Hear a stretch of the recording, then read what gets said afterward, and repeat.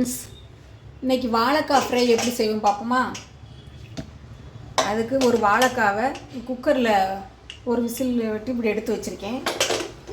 அப்புறம் மிளகாய்த்தூள், கரம் மசாலா, மஞ்சள் தூள், கருவேப்பிலை, கொத்தமல்லியில் ஒரு க்ரீன் சில்லி, அப்புறம் கடுகு உளுந்து கொஞ்சம்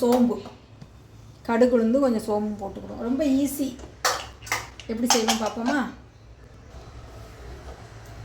ஃபஸ்ட்டு வாழைக்காவை இந்த மாதிரி தோலெல்லாம் எடுத்துட்டு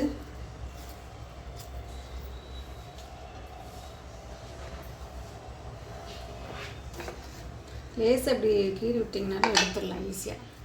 தோலெல்லாம் அப்படி எடுத்துட்டு இது நல்லா ரவுண்டாக இப்படி கட் பண்ணிவிடுங்க.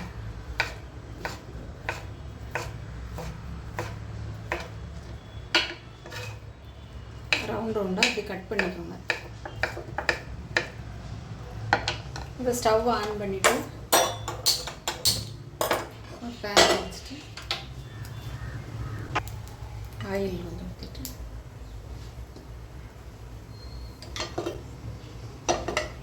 கடுகு உளுந்து, சோம்பு, கடுகு உளுந்து, சோம்பு, க்ரீன் சில்லி, கருவேப்பிலை, ஸ்டவ்வை ஸ்லோ பண்ணி வச்சுட்டு இப்போ நம்ம garam masala, red chilli powder, salt, மஞ்சள் தூள் எல்லாம் ஆட் பண்ணிடலாம். ஸ்டவ்வை ஸ்லோ பண்ணி வச்சுக்கோங்க, கறிவிடாமல் மசாலா.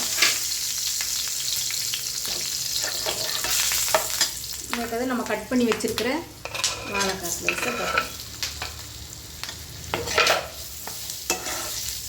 நல்லா ரோஸ்ட் ஆகிற மாதிரி இருக்கும். மசாலா எல்லாத்துலேயும் மிக்ஸ் ஆகிருக்கும். ஒரு 2 மினிட்ஸ் சிம்மிலே வச்சுக்கோங்க, அப்போ கொஞ்சம் ரோஸ்ட் ஆகும். ரோஸ்ட் ஆகிடுச்சு ஃப்ரெண்ட்ஸ். இப்போ இடித்த பூண்டு சேர்த்துக்கோங்க. இடித்த பூண்டு அப்போ ஸ்டார்டிங்கே சேர்த்தாலும் நல்லதான். பூண்டு சேர்த்துக்கோங்க.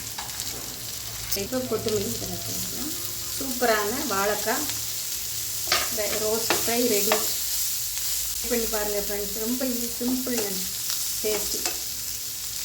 Thank you friends.